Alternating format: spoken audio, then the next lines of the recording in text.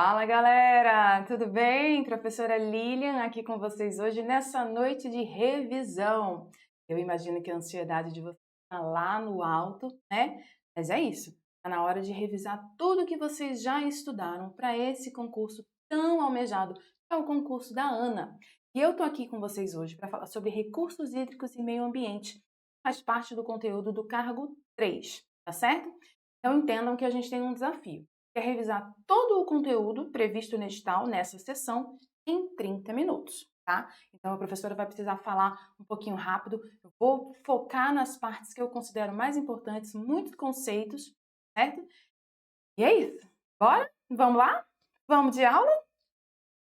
Então, estamos hoje aqui para falar de recursos hídricos e meio ambiente, tá? Que faz parte do edital para o cargo 3, matéria específica para o cargo 3. E aí, a primeira parte do nosso edital pede para a gente revisar não, né? E estudar conceitos em ecologia, biomas e ecossistemas brasileiros. Para a gente poder falar em ecologia e bioma, aliás, para a gente poder falar em bioma e ecossistema, a gente precisa entender o conceito de biosfera, tá? Quando você estudou lá no ensino médio, ou às vezes até no ensino fundamental, você aprendeu que o nosso planeta ele é dividido em esferas. A hidrosfera, que é a da água, a litosfera, que é a da crosta terrestre, a atmosfera, que é o ar, e a biosfera, que é esse conjunto de todos os ecossistemas do planeta, ou seja, a camada do planeta que contém organismos vivos.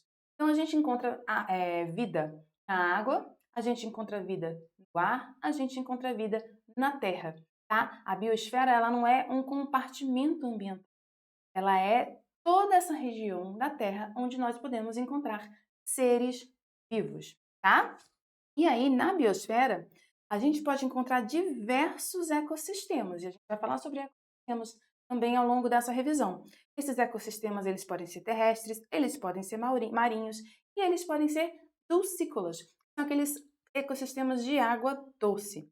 E, para facilitar o estudo desses ecossistemas, muitos autores dividem a biosfera em biociclos, tá? Então, pode ser que um desses conceitos apareça na sua prova, tá? Existem 3 biociclos na biosfera. Epinociclo, que abrange todos os ecossistemas terrestres, tá? O talassociclo, que são os ecossistemas marinhos, tá? E o liminociclo, que são os ambientes de água doce, dulcícolas, tá? E aí, no nosso biociclo, no liminociclo, a gente vai encontrar ambientes lóticos e lênticos. Lóticos são aqueles formados pelos rios, pelos córregos, onde a água flui, tá? Existe uma corrente. E os lênticos são aqueles onde a água fica parada, como as lagoas, os lagos e os açudes, tá certo? Agora, quando a gente fala em ecossistema, a gente tem que lembrar que um ecossistema é um conjunto formado pelas interações entre componentes bióticos, como o próprio nome já diz, o sufixo aqui, o prefixo, na verdade, biótico significa que tem vida. Então, eu estou falando dos organismos vivos, as plantas, os animais, os micro-organismos, certo? E os componentes abióticos. São aqueles elementos químicos e físicos que fazem parte do nosso planeta, tá? E que os seres vivos dependem deles, como o ar, a água, o solo, os minerais, tá? E aí os componentes bióticos e abióticos, eles interagem através de transferência de energia dos organismos vivos entre si e entre os demais elementos do ambiente. Então lembra, tá? Que um ecossistema é formado pelo conjunto de seres bióticos e componentes abióticos de um determinado local, num determinado período, tá certo? Tá? E aí, como são definidos pela rede de interações entre organismos e seu ambiente, ecossistemas podem ter qualquer tamanho. Um ecossistema ele pode ser uma poça de água que é resultante de um período chuvoso, onde se desenvolvem ali seres vivos, e ele pode ser enorme, tá? Como um manguezal, por exemplo, tá? Então, eles podem ter qualquer tamanho, tá? E aí, pensando em ecossistemas, a gente pode pelo menos separá-los em ecossistemas aquáticos e ecossistemas terrestres, tá? Precisa explicar não, né? Acredito que todo mundo entenda. Beleza. Já bioma, que é um outro conceito que o nosso edital pede, eu trouxe aqui para vocês a definição do IBGE. Do que é bioma? Olha só. Conjunto de vida, vegetal e animal, definida pelo agrupamento de tipos de vegetação contíguos e identificáveis em escala regional, com condições geoclimáticas similares e história compartilhada de mudanças, resultando em uma diversidade biológica própria. Então, gente, olha só, em outras palavras, para simplificar, um bioma ele pode ser definido como uma grande área de vida, tá? Formada por um complexo de ecossistemas com características homogêneas, tá? Com características homogêneas. Então, o bioma, ele é uma grande área que apresenta tipos de vegetação contíguos, ou seja, uma homogeneidade que a gente vai encontrar ali, tanto de vegetação quanto de animais, e com as mesmas condições geoclimáticas, tá certo? No Brasil, a gente tem a Amazônia, o Cerrado, a Caatinga, a Mata Atlântica, o Pampa e o Pantanal, tá? E aí, para a gente entender bem a diferença entre bioma e ecossistema, bom, uma coisa que vocês podem fazer é memorizar os biomas brasileiros, e aí o que não foi, se não tiver nessa lista sua memorizada, vai poder ser considerado um ecossistema. Mas para vocês terem uma ideia, na nossa Mata Atlântica, ali no sudeste do Brasil, na região sudeste do Brasil, a gente vai ter alguns ecossistemas bastante conhecidos, como a floresta ombrófila, tá? Prófila densa, na verdade. Prófila densa, a mata de araucária,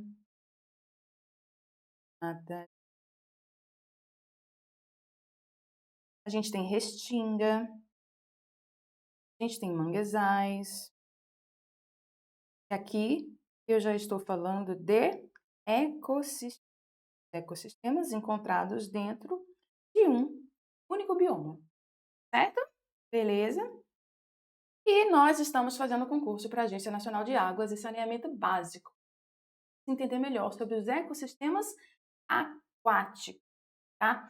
E esses ecossistemas aquáticos, eles vão diferir se de acordo com as propriedades físico-químicas deles, tá? Quando eu falo de propriedades físico-químicas, falando de pH, temperatura, oxigênio dissolvido, luminosidade, turbidez, salinidade, tá? Essas características vão determinar se aquele ecossistema aquático vai ser marinho ou dulcícola. O próprio nome já diz, ecossistemas aquáticos marinhos são ambientes de água salgada.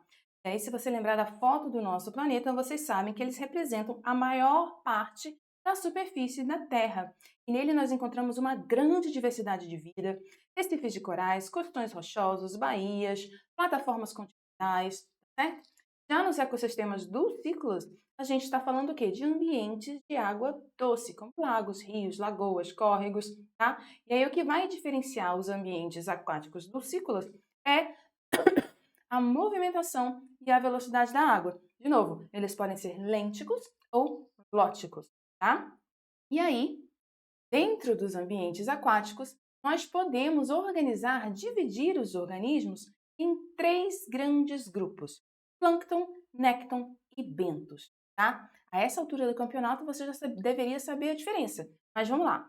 Plâncton são aqueles organismos que ficam na superfície do corpo hídrico, tá? Eles têm capacidade de locomoção limitada, então muitas vezes eles são levados de um lado para o outro pela água, tá? Já o nécton são organismos que conseguem se locomover sozinhos, eles conseguem vencer a movimentação dos oceanos, dos corpos hídricos, como, por exemplo, os peixes, mamíferos marinhos, certo?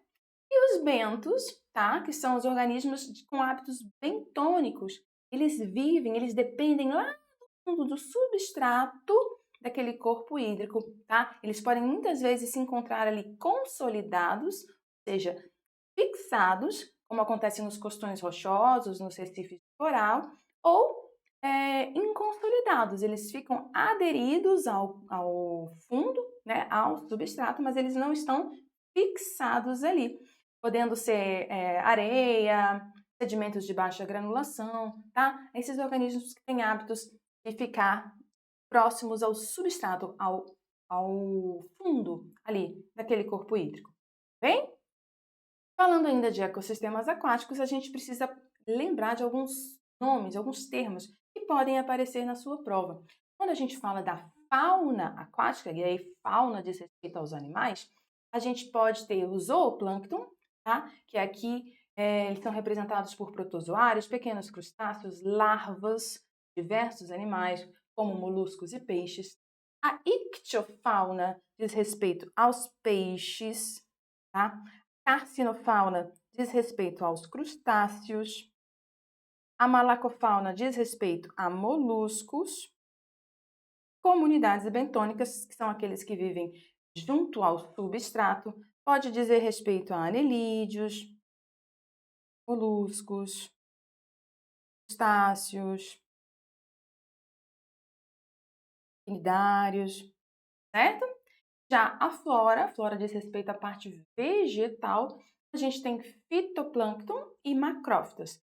Fitoplâncton, a gente fala flora vegetal, mas no fitoplâncton a gente tem um grupo que não é planta, né? Que são as algas. As algas unicelulares, que fazem parte do reino protista, são importantes para vocês. Ó. Algas unicelulares e cianobactérias, que já fazem parte do reino Monera, também não são plantas, tá? Plantas mesmo são as macrófitas, são plantas aquáticas, vasculares, tá? E a parte fotossintética delas fica submersa ou o tempo todo ou por determinados períodos, tá? Da vida dela, tá? Então aqui a gente realmente está falando de plantas, plantas aquáticas, certinho? E aí, lembra que eu falei que os ambientes aquáticos do ciclo poderiam ser separados em lêntico e lótico? Dentro do ambiente lêntico, que são aqueles ambientes que a água fica parada, e eu estou fazendo aspas aqui com meu dedo, lagoas, lagos, açudes, né, reservatórios, a gente pode classificar, tá, esse corpo hídrico.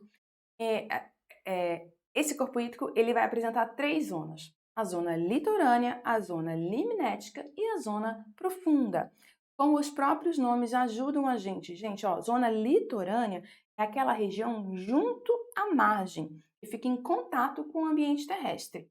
A zona profunda é a zona onde não há penetração de luz profunda.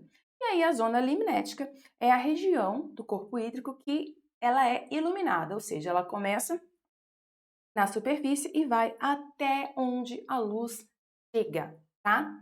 Já no ambiente lótico, que são aqueles cursos d'água que possuem corrente, tá? Aliás, eles possuem condições, eles possuem características que diferenciam eles do ambiente lêntico. Essas características são a corrente, né? A gente tem um fluxo de água ali.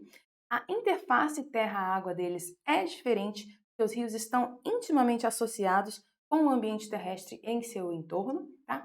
E a quantidade de oxigênio, que costuma ser abundante nos rios, tá? Abundante e pouco variável, em virtude da profundidade e do movimento constante da água. Então, essas 3 características aqui diferenciam o ambiente lótico de um ambiente lêntico, além das características que eu tinha falado lá no início da aula, tá certo?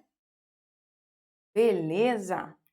Agora, falando sobre o ambiente marinho, tá? Esse ambiente a gente consegue distinguir 2 domínios: o ambiente bentônico e o ambiente pelágico. O ambiente bentônico ele vai corresponder ao fundo do mar, onde a gente vai encontrar o quê? As comunidades bentônicas, que são os bentos, aqueles organismos que fixam ou se deslocam junto ao substrato. Já o ambiente pelágico é a massa de água. Imagina um ambiente marinho, a massa de água, onde predominam os organismos, o nécton, né, que são aqueles organismos que nadam livremente. A gente vai denominar de ambiente pelágico, certo? E também, quanto à penetração de luz, o ambiente marinho ele possui 3 regiões distintas: a zona eufótica, a zona disfótica e a zona afótica. Afótica, sem. Então, pensa o seguinte: fótico diz respeito à luz. Então, a zona eufótica é a que recebe uma quantidade maior de luz solar, ou seja, fica na superfície, tá? A zona disfótica é uma região que ela é pouco iluminada, mas ela ainda recebe uma certa luminosidade do sol, tá? E a zona afótica é aquela que não recebe iluminação. A iluminação está totalmente ausente, bem? E agora, falando de ecossistemas aquáticos, é muito importante que vocês compreendam a importância deles para a fotossíntese. Eu vou falar rapidamente sobre isso daqui. Eu fico dizendo que eu vou falar rapidamente e demoro, né, gente? Eu tenho que apressar o passo. Se vocês acham que eu tô falando rápido, agora vai piorar. Bom, por que os ambientes aquáticos são importantes para você? Se você pensar, nosso planeta, lembra? A maior parte dele não é constituída de água? Não é? 3/4 do nosso planeta é constituído de água. E na água nós encontramos organismos fotossintetizantes, como eu mostrei para vocês. A gente tem as cianobactérias, a gente tem as algas unicelulares e a gente tem as prófitas. Então, se você pensa na proporção de terra-mar do nosso planeta, e que a gente tem organismos fotossintetizantes na terra e organismos fotossintetizantes na água, não tem mais água? Então, a quantidade de oxigênio produzida pelos organismos aquáticos é muito maior do que a quantidade produzida pelos organismos terrestres. Por isso que é tão importante a gente cuidar da qualidade da água. Por quê? Porque, entre muitas outras vantagens, a gente vai estar preservando, conservando a vida desses seres vivos que são responsáveis por emitir gás oxigênio, que é o que a gente precisa para viver, né? A gente não vai entrar em detalhes na fotossíntese, mas a fotossíntese é um processo que vai produzir oxigênio, gás necessário para a nossa vida. E em maior parte dos organismos que fazem esse processo está na água. Se a gente deteriora a qualidade da água, um bicho aqui, a gente está prejudicando o processo que fornece oxigênio. Deu para entender? Beleza? E aí, uma outra palavra que aparece muito nos concursos que vocês precisam saber é esse conceito de autodepuração, que é o quê? A capacidade que os corpos hídricos têm de restabelecer o equilíbrio ecológico da comunidade aquática quando há alguma alteração nele devido ao lançamento de cargas poluidoras. Então, alguns corpos hídricos têm essa capacidade, dependendo do nível de têm essa capacidade de se voltar ao equilíbrio, estabelecer o equilíbrio. Essa capacidade é chamada de autodepuração. Um outro termo importante que fala de ecossistemas aquáticos é o conceito de eutrofização, tá? Eutrofização de lagos. O que é? Esse é um processo que acontece normalmente por ocasião de chuva. Essa chuva leva até um corpo hídrico uma grande quantidade de nutrientes. Ah, professora, de onde vieram esses nutrientes? Provavelmente da lavoura, tá? O produtor rural, ele coloca fertilizante na sua para produzir, para melhorar a sua produção. Para esse fertilizante, ele é rico em matéria orgânica, certo? Eles são nutrientes para a planta. Quando a chuva lava esse campo, ela leva consigo, por escoamento superficial, principalmente, parte desses nutrientes. E a água ela vai sempre voltar, né, para os corpos hídricos. Quando esses nutrientes chegam nos corpos hídricos, os seres vivos que habitam ali, aquele corpo hídrico, quando chega nutriente, é festa. Começam a se alimentar. E aqui eu estou falando das algas unicelulares, que estão em grande sistemática e absorvem os nutrientes da água, tá? Então, essas algas começam a se proliferar fora de controle até que elas prejudicam a qualidade da água daquele corpo hídrico ali. Elas se proliferam de uma forma tão exacerbada que elas interrompem, elas atrapalham a entrada da luz solar no corpo. Então, os outros organismos fotossintetizantes não têm acesso à luz solar para produzir. ao mesmo tempo elas estão multiplicadas demais, então elas estão indo bastante pela água. Com isso, eu tenho uma diminuição da quantidade de oxigênio ali, e os outros seres vivos que dependem do oxigênio então, morrem por asfixia. Não tem mais oxigênio ali para eles, tá? Então, o processo de eutrofia é negativo. E a gente percebe ele quando a água ela fica muito esverdeada, porque as algas elas se proliferaram, né? E um cheiro muito característico, cheiro muito ruim, tá? Para vocês saberem, os principais nutrientes causadores do processo de eutrofização são fósforo e hidrogênio, tá? Aumento da concentração deles e uma redução da concentração de oxigênio dissolvido, certo? Quando a gente tem o processo de eutrofização. Beleza? Bem? Bom, um outro tema do edital da gente é vazões ecológicas e requisitos ambientais de cursos d'água, tá? Bom, mesmo seja autorizada a captação de água em um determinado corpo hídrico, tá? É necessário que se garanta que esse corpo hídrico mantenha uma quantidade mínima de água para manutenção dos ecossistemas fluviais, daqueles ecossistemas que já existem ali, tá? Não posso simplesmente tirar toda a água. Preciso manter uma quantidade mínima para que os ecossistemas que encontram ali continuem tendo condições de vida.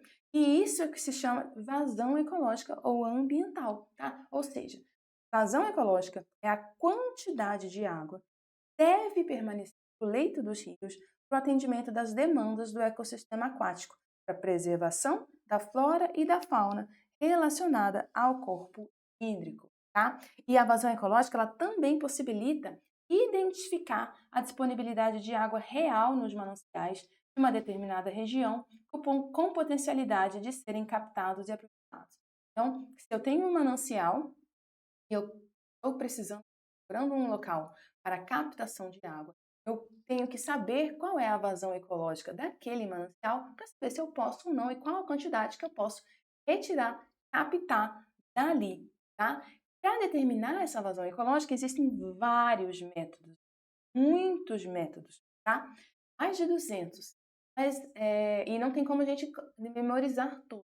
É importante que vocês saibam que esses métodos eles podem ser de 4 tipos. Eles podem ser hidrológicos, tá? Que são aqueles que usam o histórico do fluxo, tá? Eles utilizam dados hidrológicos, ou seja, séries temporais de vazões diárias ou mensais para calcular a lógica. Um outro método são métodos hidráulicos, tá? Que consideram determinadas variáveis, mudanças nessas variáveis, medidas numa seção transversal dos rios, e aí gera uma figura geométrica que representa essa variável em estudo e a vazão, tá? Então, lembra que hidráulico está associado com geometria, tá bom? Tem também métodos que utilizam os habitats, tá? Para fazer o cálculo da vazão, porque eles visam atender às necessidades de um ecossistema aquático, considerando as demandas de abastecimento de água e de seus outros, e métodos holísticos, como o próprio nome já diz, utiliza procedimentos distintos ou métodos para produzir resultados que nenhum outro procedimento ou método produziria sozinho. Ele faz vários estudos diferentes para determinar a vazão ecológica. Bem? Bom, quando a gente fala de requisitos ambientais, né, a gente precisa lembrar que os terrenos marginais aos cursos hídricos, eles são muito importantes, tá, para eles. Porque, além de serem áreas de controle de cheias, eles fazem a regularização do escoamento natural das águas, controlando a erosão e o assoreamento dos mananciais. Tá? Além disso, eles constituem uma barreira física para o transporte de poluentes até os recursos hídricos através da infiltração ou do escoamento social. Então, essas áreas marginais elas devem ser mantidas no máximo, né, em condições naturais, só devendo ser permitido para elas usos que impliquem em alterações mínimas do ambiente.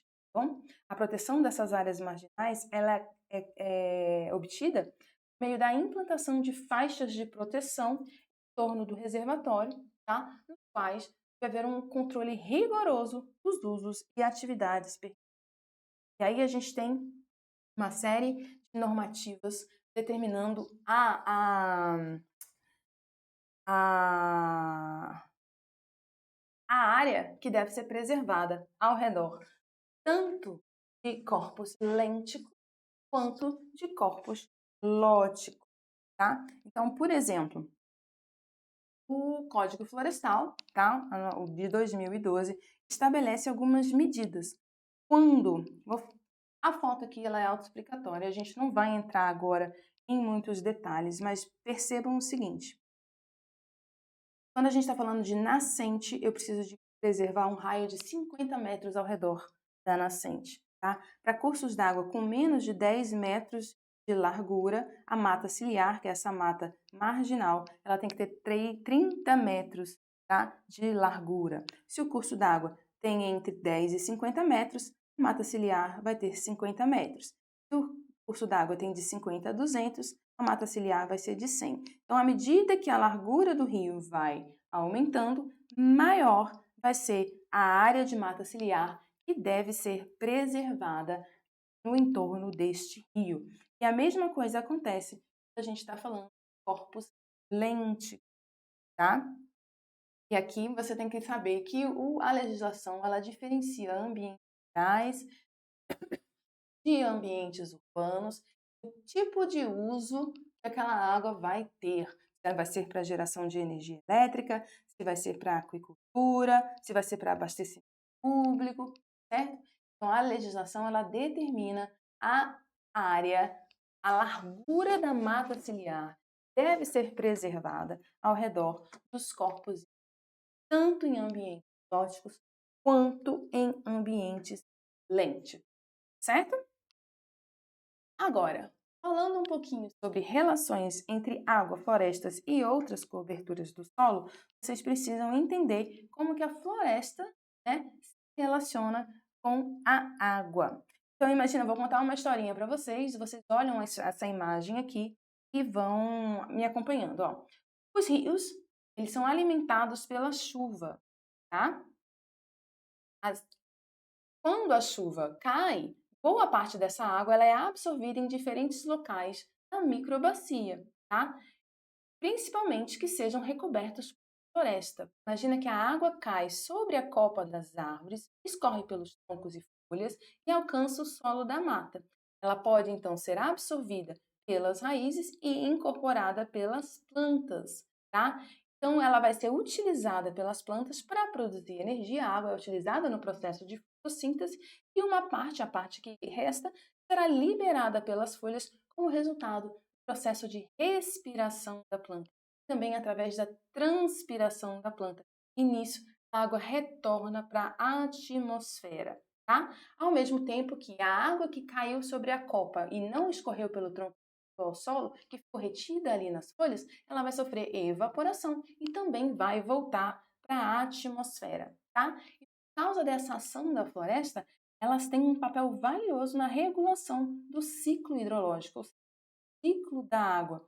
Elas vão influenciar na disponibilidade, na purificação da água, regime de precipitação, na contenção na luta contra a desertificação, na proteção do solo, na proteção do tá? Essa cobertura vegetal, ela regula o fluxo de água em uma bacia hidrográfica, tá? Uma vez que ela aumenta o armazenamento da água e assim reduz o processo de escoamento, reduz a erosão e a sedimentação dos cursos d'água. Com isso, diminui o risco de inundações e melhora a qualidade da água, certo?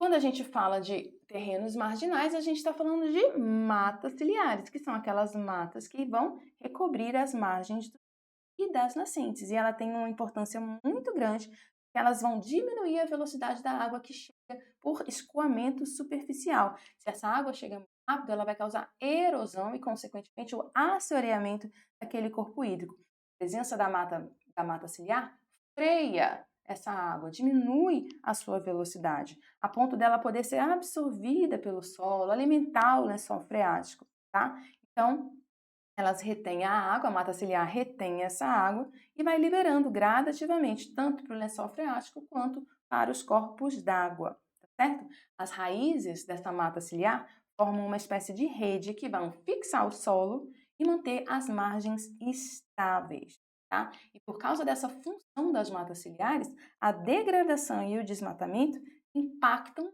profundamente o ciclo da água, além de toda a biodiversidade da região. Certo? Falando um pouquinho sobre meio ambiente e sociedade, gente, eu vou precisar acelerar o passo agora porque a gente já está no nosso limite de tempo, tá? É importante vocês entenderem que não há atividade humana sem o uso de recursos naturais, tá? Não há. E aí o nosso artigo 225 lá da Constituição afirma que todos têm direito ao meio ambiente ecologicamente equilibrado, pois isso seria um bem comum a todos, essencial à qualidade de vida, devendo então o poder público e a coletividade ter o dever de defendê-lo e preservá-lo para as presentes e futuras gerações. Tá? Então, ao mesmo tempo que a gente precisa dos recursos naturais para as nossas atividades humanas, a gente tem o dever de proteger o meio ambiente equilibrado, tanto para nós mesmos quanto para as futuras gerações, tá? O nosso desenvolvimento tecnológico e industrial, ele trouxe ao mesmo tempo avanço e desenvolvimento da sociedade e a destruição e impacto do meio ambiente, tá? A exploração humana sobre a natureza pela sociedade industrial, que é a nossa, alterou todo o equilíbrio natural. E o acúmulo constante de poluentes no meio ambiente vem diminuindo a capacidade de renovação da natureza. Quando você pensa no meio ambiente, nosso avanço, o nosso desenvolvimento tem causado cada vez mais destruição e impactos ao meio ambiente, tá? E aí, falando sobre política e desenvolvimento sustentável, tá? As interfaces, né? A gente precisa lembrar que em 92 a ONU produziu um documento, que é a Declaração Universal dos Direitos da Água, em que ela lista os direitos da água, e a nossa legislação que vem depois tem relação com esses direitos. Vou ver se eu consigo falar rapidamente sobre isso daqui. Olha só, a água faz parte do patrimônio do planeta, tá? A água é condição essencial da vida. A água deve ser manipulada com racionalidade, precaução e tá? O equilíbrio e o futuro do nosso planeta dependem da preservação da água, principalmente da preservação dos mares e dos oceanos.